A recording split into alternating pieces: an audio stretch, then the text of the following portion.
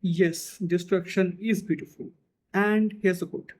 Anne says, I'm afraid I'm too feminine to see any sense in destruction. Destruction can only destroy. To which Tanner replies, yes, that is why it's so beautiful. Construction cumbers the ground with institutions made by busybodies. Destruction clears it and gives us breathing space and liberty. And I agree with Tanner here.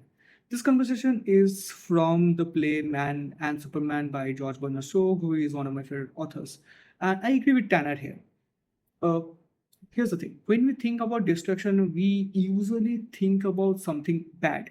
We compare construction and destruction and consider construction to be something positive while destruction to be something negative. But they exist they exist together. One has value because of the other. As if we look into the natural world, if we look into the world at large, we see that something ending is part of the process that gives value to the existence of that thing. Life has value because death exists.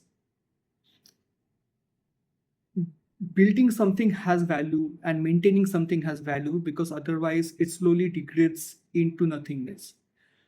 If you look into the whole world, it feels like there's a lot out there, and it is compared to the Earth, the solar system, and the universe at large. Our existence is a mere blink of the eye.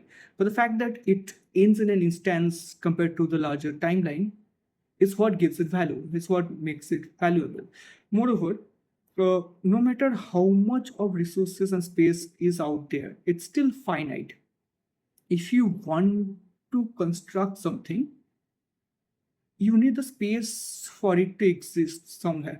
If everything existed forever, if every living being existed forever, if nobody died, if nothing ended, very soon there would be no space for having something new. In fact, to this conversation, when Anne says, it's no use, Jack, no woman will agree with you there. Tana replies, that's because you confuse construction and destruction with creation and murder.